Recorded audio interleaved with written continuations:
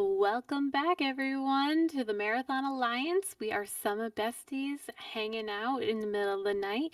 I have the lovely DylanJayFox ready to do Spyro 2 Ripto's Rage. We're going to collect 14 talismans, aren't we? We're gonna collect that 800 gems, and we're gonna have a lot of fun doing it. Got to get some shinies too. It's really Yes, we love some shinies, dude. Oh my god, I feel like a squirrel playing this game. I see something shiny, I run right to it. It's fun. That's the vibe. Yeah, but welcome on in, folks. I'm DylanJayFox. This is Spyro 2 Ripto's Rage. As mentioned, the category is 14 Talisman. The objective is to collect all 14, save Avalar by defeating the final boss Ripto, and get back to Dragon Shores by lunchtime. Which, if you're curious, I'm on the East Coast. It's about 10:30, so we're missing lunchtime, but we're still gonna go for a quick run.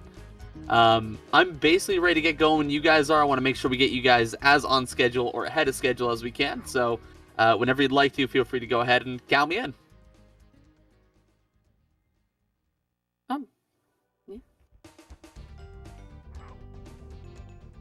Oh, you're good.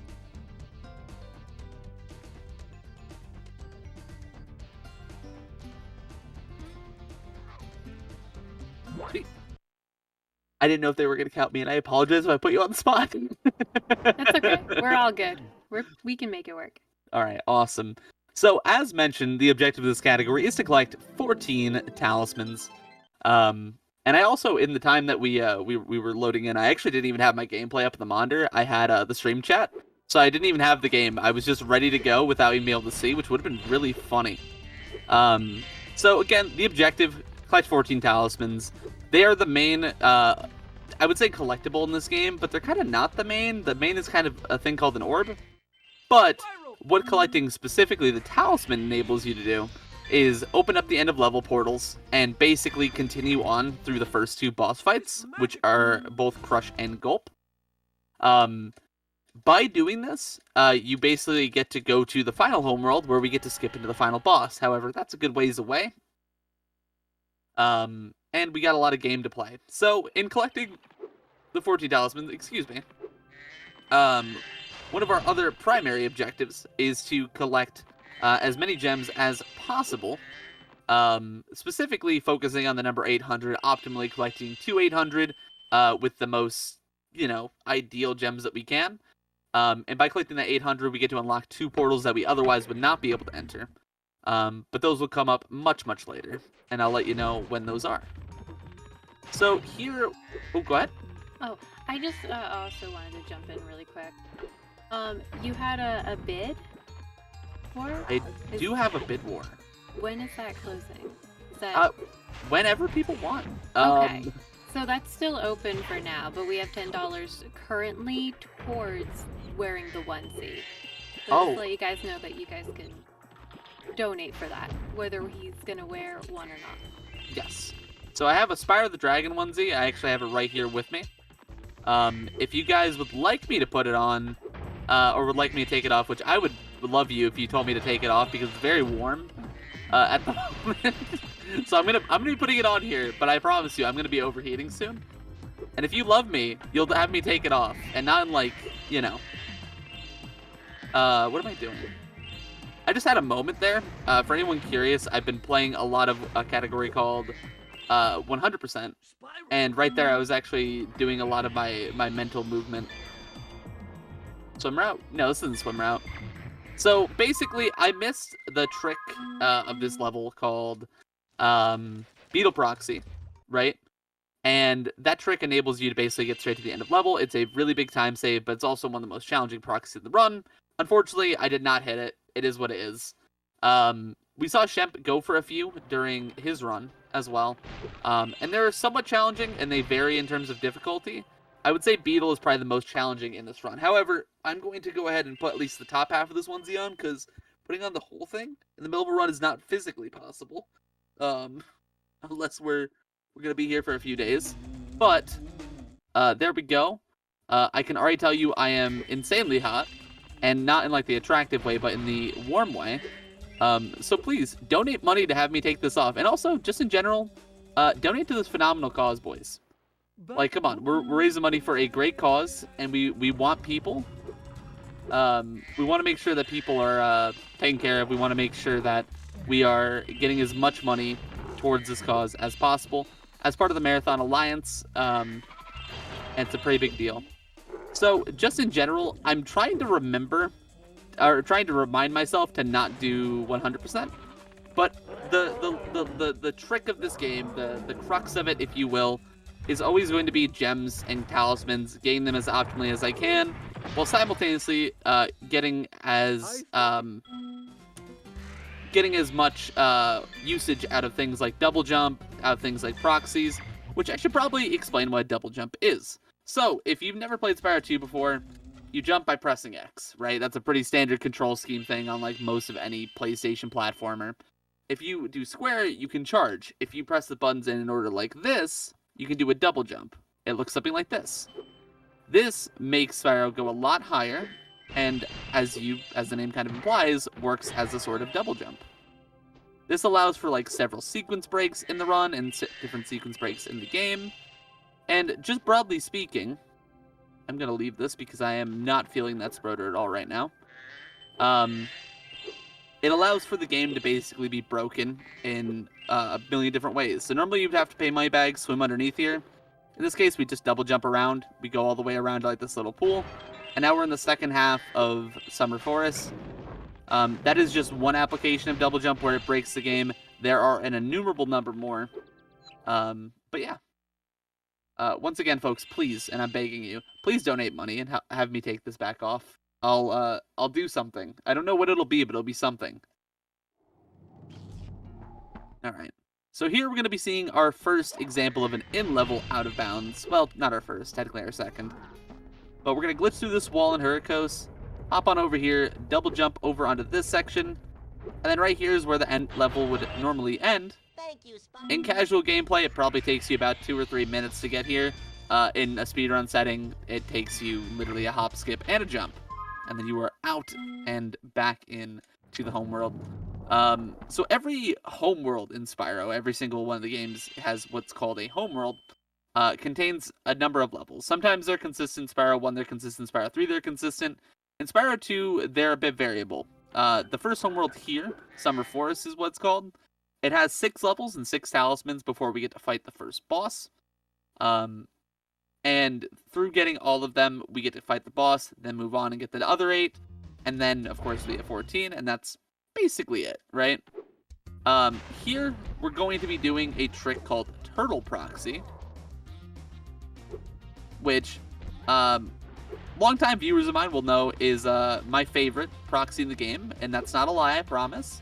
I definitely don't hate this trick more than anything else. Basically, you need to land between the turtle's eyes, press X as you're landing in him, and then ideally, he makes Spyro go up. And sometimes it's easier than others to get the height that you want, because you want quite a bit. We're aiming to like get through a hole in the ceiling. And other times, it's not exactly the easiest thing in the world. Admittedly, I haven't practiced this trick nearly as much as I normally would. Just have had a lot going on. Like as mentioned before, I've been grinding the 100% category in this game. But even without much practice, fortunately, I'm still pretty decent at it. It's not incredible. This would not be a run I would take in a PB at the moment, like in terms of that turtle and everything. But it was still perfectly fine. We've lost about, give or take, 30 seconds, 35 seconds for that, which isn't great, but again, not bad at all. Enjoy the warmth, buddy? What do you mean? I think it means that they like you wearing the hoodie. I don't like it. Help. I also have like the nose actually like, stuck in my towards like my head, like the nose of the costume. Like I actually have to like fix it. I just realized. Beautiful. I very haphazardly just threw it on because I didn't know how else I was gonna like take it on and off during the marathon. Alright, I can't see anything like this. Is this how we want me to play? Just completely blind? Okay. Oh, like the really cool way of playing blindfolded. Yeah, this is like the epic way of playing blind. Call me the Bubsy of Spyro the Dragon. Shouts to that guy. Alright. Okay. So, there what I was trying to do was a proxy, again, it's gonna be the name of the game, you're gonna hear me say that word over and over. A proxy in Spyro, again, intended to make us go up. Fortunately, sheep, you don't normally need a lot of height for. Unfortunately, I missed, but that's fine. We get to retry it. That's fine. We get to retry it. I'm just gonna keep saying it until it works, and then you'll believe it'll be fine. I promise. Let's hop on up here. All right. This platforming and all this stuff, basically the reason why we go where we... Very nice. That was scary. That punk actually terrified me. If I fell there, you might have seen some real tears. But the reason why we go out as far as we do to respawn, as we do, is to respawn the sheep. You actually have to get a pretty considerable amount of distance to respawn fodder in this game.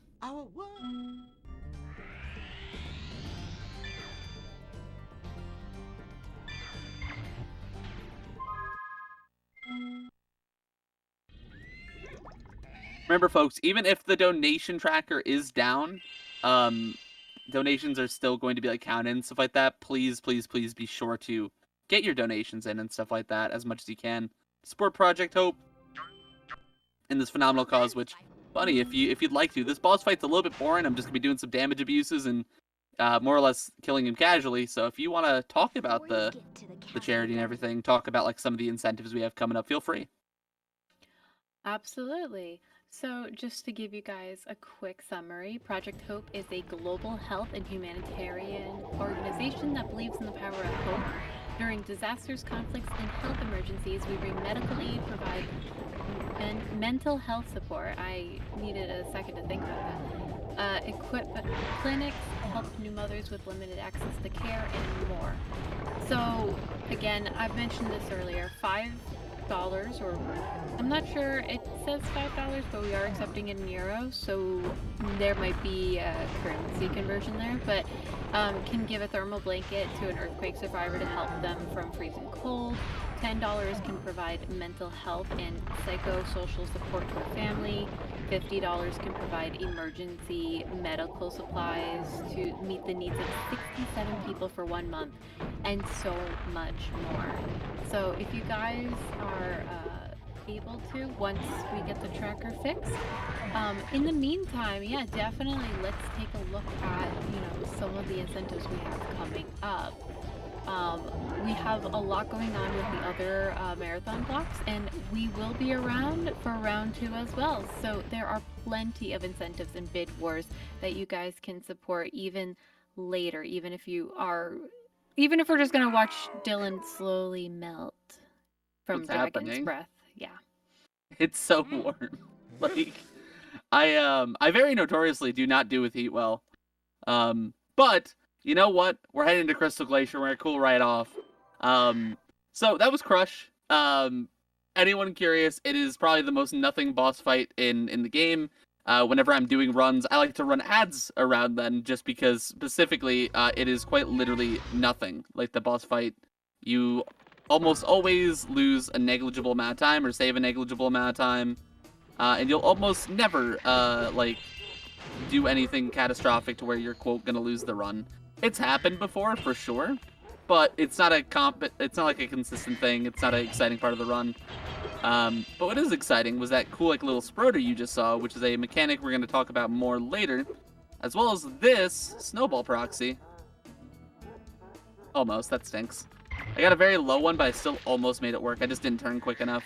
Basically, if you can land on those arches, you can get up to where we're going to be going a little bit faster. Normally, you'd have to push the snowball down the hill and watch a cutscene to free the final guy. However, if you hop over here, double jump over the top, you can get to the final guy no problem. And he's going to act like he got hit. He's like, ow, my head. That's his actual dialogue, and he kind of sounds like that, I think. I do wish I had Ice Breath right now. It'd be pretty fire.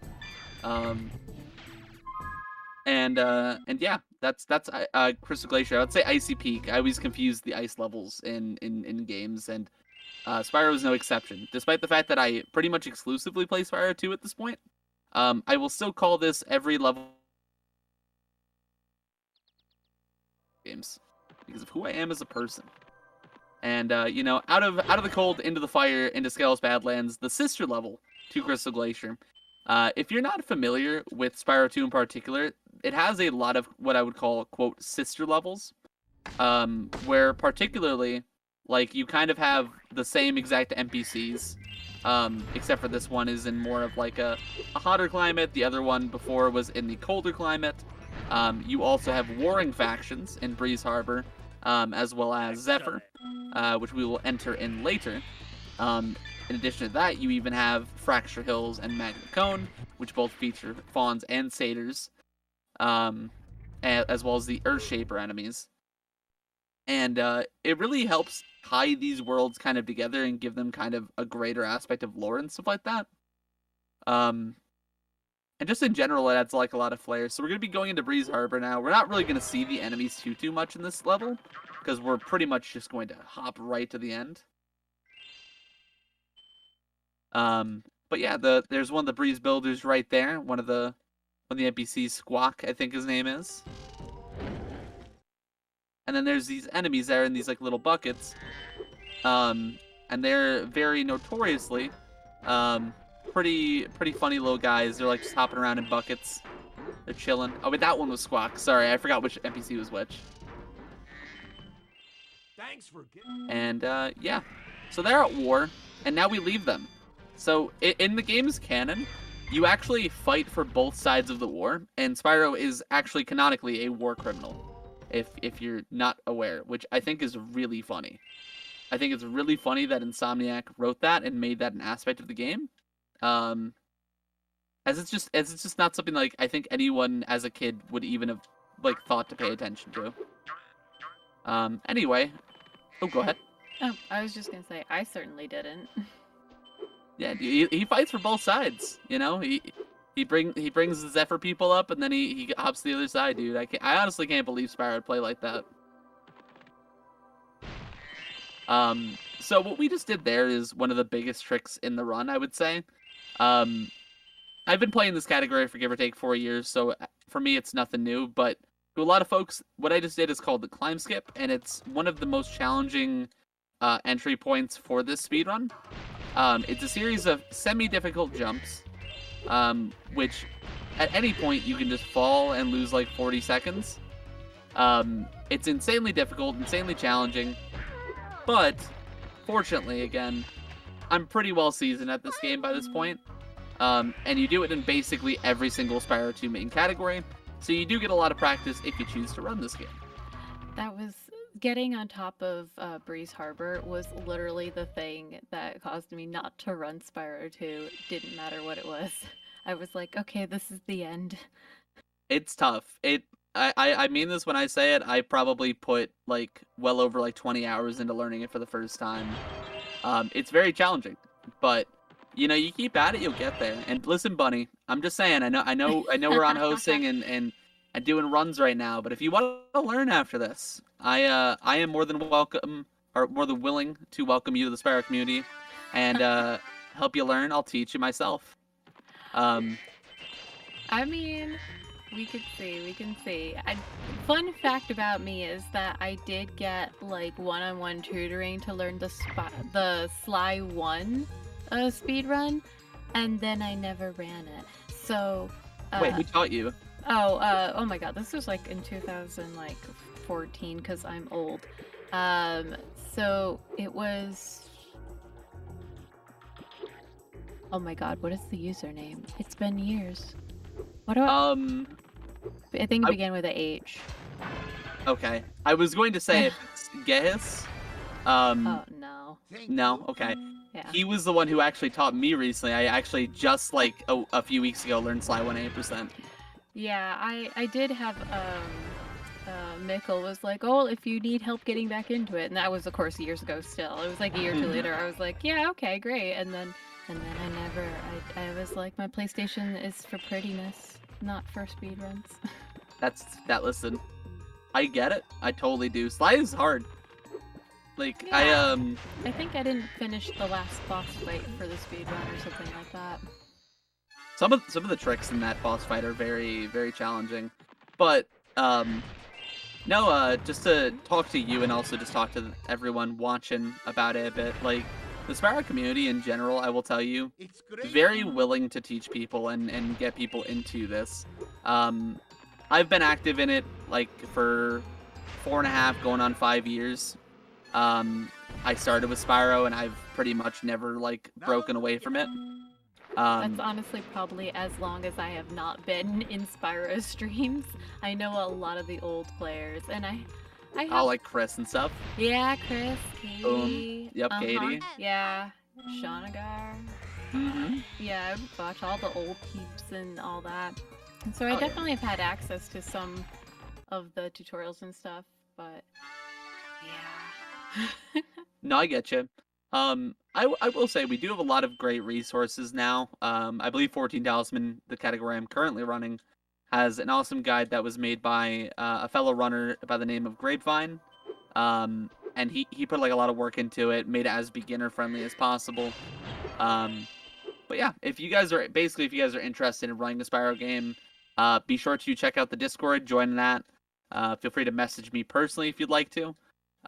Right now I try to stream like all the time, so if you even want to just hop into stream and ask me some like basic questions, I'm more than willing to answer them there too. Right now I'm mainly doing the 100% category, as I mentioned a bit earlier. But yeah, it's a very sick community, very sick set of games. Disregard me falling there, that was intentional, I promise. And yeah. So here we're going to go over to this super flight power up. We're going to do a quick flap, double jump up here to the top of the magma cone, which allows us basically to get the end of level talisman. If you don't get up here, but you get over to this fawn, which you can get to as well, you don't get the talisman. You need to actually physically close the magma cone for his dialogue to trigger, which is a pretty big thing.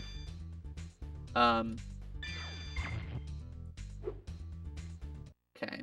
So we're going to be heading into the final two, quote, normal levels of the game here. But if we have any mentions we want to make of the charity, of the different aspects of the marathon, anything you want to chat about, feel absolutely free. This next level is quite literally just an escort mission, where I have to escort a hippo through a level. So anything you have, I am super ready to hear. The tracker is back. It is live. Ooh. If you guys want to see Dylan melt, you can just donate for other things if you want to make a donation, or you can donate so that Dylan does not melt. Oh. But it's live. It's ready to go. Can't wait to hear from you guys. Let's go. Yep. Please donate money. I'm genuinely overheating. If I have to fight Gulp, or if I have to do Sprout and Ripto, which people in chat will know, with this on, I genuinely don't think I'm gonna be able to hit it. And you guys want me to hit it, I assume. I assume you want me to hit the hardest trick in the series. I can only assume. So I mean, if you want to see that, please, I'm begging. As mentioned though, this level is quite literally just a very basic escort mission. Funnily enough, they took this level and did it 4 times in Spyro 3, with all of the different critters you get to play in that game, which we saw Shemp do just a moment ago. Also, GG's to Shemp. Good job for acting on your feet, by the way, Shemp. And not, like, panicking when you were having the tech issues, because I would have. But yeah, it's literally just an escort mission. We get to the end of level. The piece of trivia I have to tell you about this character right here, Shorty, is most people assume it's a guy. They're actually a girl. If you look in the user manual, they're a girl. We Trivia. have 10 euros from John Onesie with the comment, "Remove me." I literally was ready. I was so ready. I was so ready. Thank you, John Onesie. You're a god among men, a goat among goats, a king among kings. So here we're gonna be hopping on over to Alora. We're gonna talk to her here. We're gonna open it back up. If you guys want the onesie back on, again, be sure to get a donation in as fast as possible. Make it towards a phenomenal cause. We're gonna work from Alora, talk to Moneybags, pay our 400 gems, which we have been collecting throughout the run. I am severely overgemmed as well. And by doing that, we basically get to get into Zephyr, which is our final proper level that we have to do in the run, which hopefully I'll be able to show off a cool trick. I might actually even Death Abuse to show it off. if I miss it. I'm not gonna miss it. I'm the best. Who am I kidding? Who am I kidding? Never mind, I suck. I'm off cycle now. I don't know if I can hit it off cycle. Oh, All right, we're just gonna act like that didn't happen. So that was a proxy. That was intentional. That was what we wanted to see. Definitely not a vertical one where we got to go to the end of level bit. For context, this level, that balloon goes on a cycle when you start the level. And I am not familiar doing that off cycle because I very scarcely get hit where I did. Which of course took me off cycle. That was not a moment I was prepared for. Alright, boys. See, this is going so quick. Like, we're already basically at the end of the run. Like, we only have, like, a little bit left to go. And part of that little bit is, someone in my life, somebody very special to me, somebody I affectionately refer to as my big green wife, coming up here. And her name is Gulp. And let me tell you, she doesn't like me. She don't like me one bit. This boss fight is quite literally RNG stacked with RNG, caked with RNG on top. Your first 3 cycles are predetermined, but everything after that is variable and up to you. Basically, you need any combination of a rocket or a barrel and another thing to get doubles, which is how you optimally do this boss fight. However,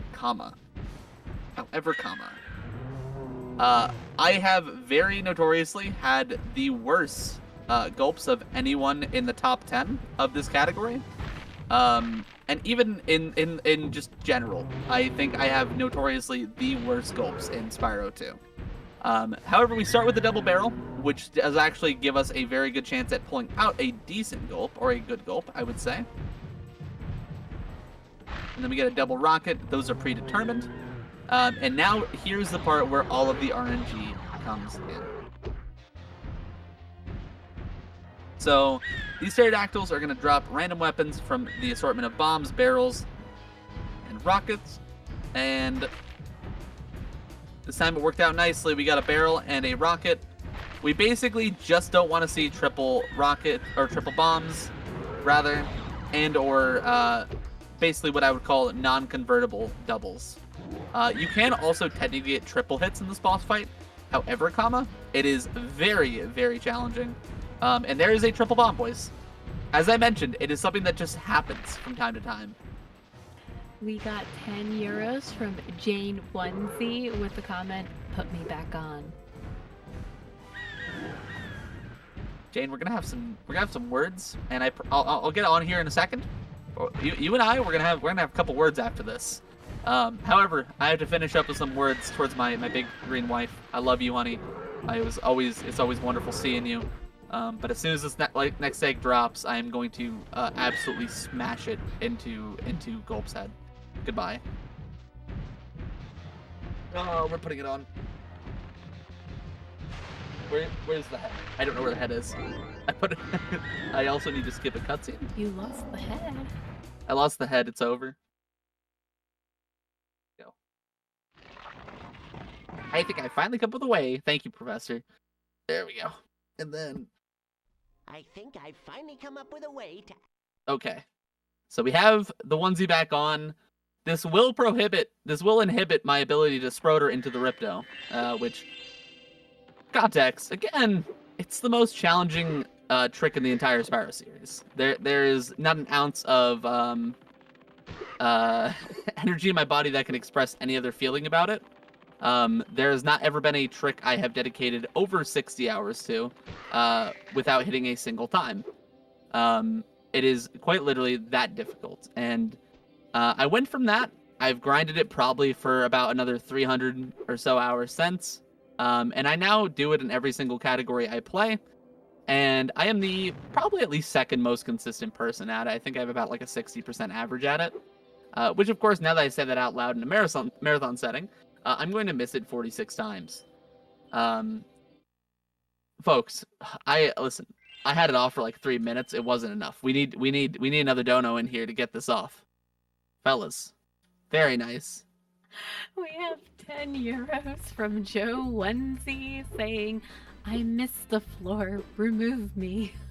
You're going back to the florist, dude. Thank you. I'm not even doing the safe strat because I'm not confident now. Now that we get the onesie off, I was going to do the safe strat just so we had a backup, but we're gonna be fine. It's gonna buff out. Okay, boys. Are we gonna hit the first try, sir, in a marathon setting? I've hit it second try. I've hit it like fourth. I've hit it like eighth. I've never hit it first. All right. Well, it's not changing today. T. All right. Well, basically, this trick requires a series of very precise inputs, both based off your timing, angle, perspective, and time of input. That was very good. That's a good second try. We will take that actually all day long. That's so good. Yes, we are. Dude, I'm so glad you got back at Jane for that. Regardless of if the onesie comes on again or not, folks, I do want to thank you for the donations, and be sure to get more in for this wonderful cause. Once again, we are raising money for Project Hope. It has been a wonderful time being with you on Sum of Besties. And here's the final boss. We're going to be coming up on time here shortly. We have 3 phases to work through. Fortunately, because we got the Fireball power-up from Dragon Shores, we get to just blitz through the first 2. And the third one we actually have to play basically casually, with the exception of this early hit. There we go. And yeah, we're gonna basically try to optimally fight Ripto. I have so far beefed several hits, but that is a-okay.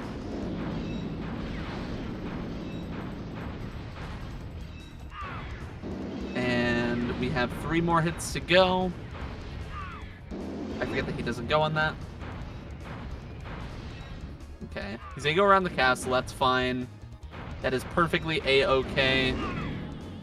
Oh my god, I missed completely. I aimed so high there. That was really funny. And that should be... Never mind. Hold on.